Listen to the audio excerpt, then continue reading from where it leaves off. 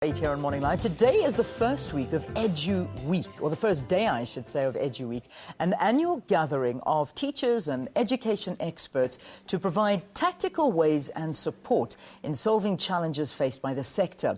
In a country like ours, it goes without saying that a gathering of this nature is necessary. The question is it successful?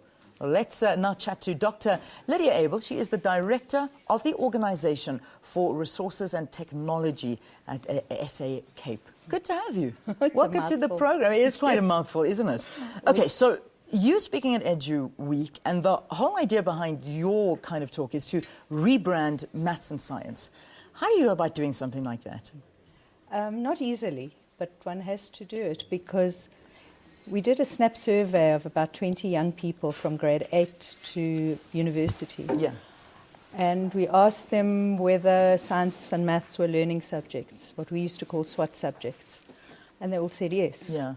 So, I mean, you go away with the understanding that the way in which children are being taught forces them to go away and learn maths and science off by heart. But they're not SWAT subjects. Yeah. You need to have a good understanding. You need to know what the purpose of it is.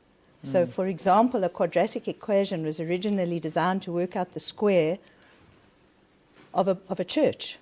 Oh, really? And that was the size of the tiles that they cut, the stone that they cut for the floors of the churches. So, but kids don't know that. No, I mean, not at the all. same way if you look at the Gothic churches when they did that, the pointy arches, they used mathematics to work out how to do that. Yeah. Why do we not get those practical examples? Because, I mean, I'm going back to my school days, and honestly, maths and we were never great friends. In fact, we honestly didn't like each other at all. But I was forced to complete it and take it to matric, and with a great struggle. But, I mean, had it been explained to me in a practical manner, perhaps I could have got my brain around it, but it isn't taught that way. No, it isn't. And the thing is that schools were originally set up on an industrial model. So you put something in and you got students out that knew something at the end of it. Yeah. But so there isn't really room for that engagement and getting to understand the wonder of mathematics and the wonder of science. And it tends to become a pedestrian thing. You've got to learn this and produce that, and that's the answer that you get out at the end, and that there's only one right answer. Yeah, yeah. And there isn't. There are problems that need to be solved, and there are various ways of solving the problem. Exactly. Gosh, and there is no one right answer. Yeah. So you might find different answers. Yeah, yeah. And the thing is that many of our children today struggle with reading and writing and those kind of basics. So problem solving becomes difficult because they can't actually read the problem in order to solve it. So. Let's look at robotics, because I mean that's also now a big educational tool. Yes. How is this helping? Robotics is actually amazing. I mean, it's been around for ages. It's not really that new. I mean, Lego produced blocks that people could build models out of, and that's been around for years. Yeah, yeah. Many years. But the changeover now is that you can build a robotics model and connect it up to a computer and program the computer to make your robot do things. Yes. And it cuts across language, and that's the issue, because science and maths have a language of their own, which has to be learned. But if you're not good at speaking the language in which science and maths take place, then you are on the back foot from the beginning. Yeah. So it's very hard.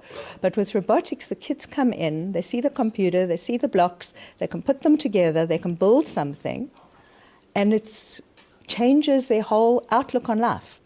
They go back to school and suddenly teachers are telling us, they're putting up their hands, they're asking intelligent questions, Yeah. they are finding problems and finding the solutions to those problems.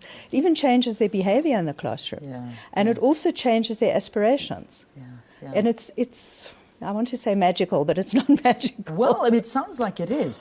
But how magical is it when we look at the country's rural areas, where, I mean, just to get a computer into a rural area is a mission. Almost impossibility. Yeah.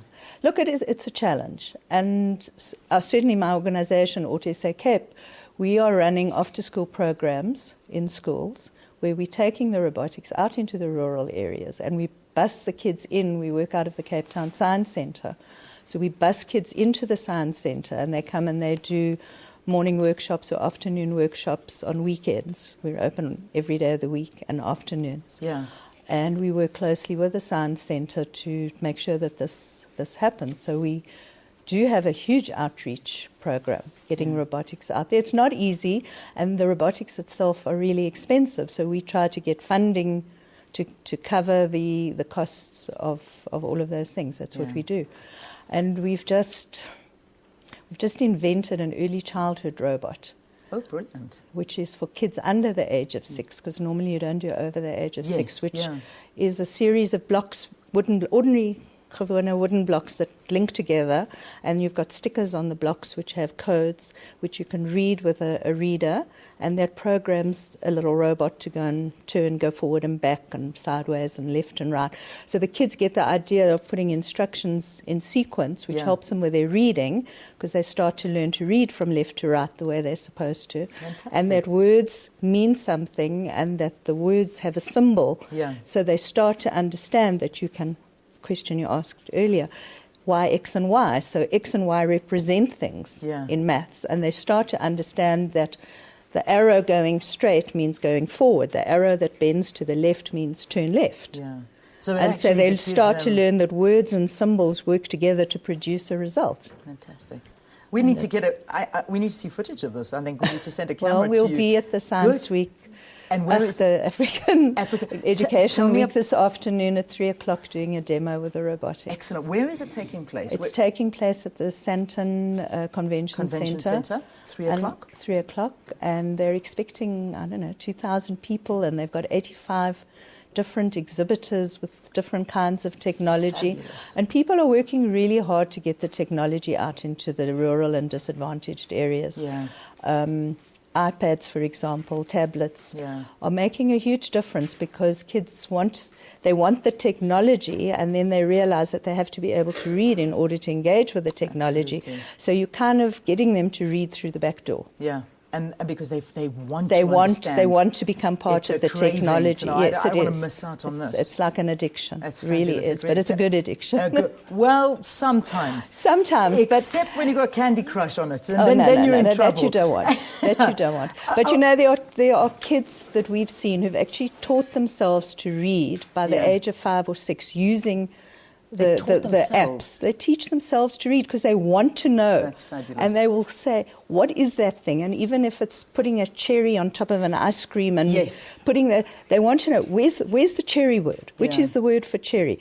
And then they start looking for other words. So, I mean, even in the advantaged communities, people don't use the technology the way they should be.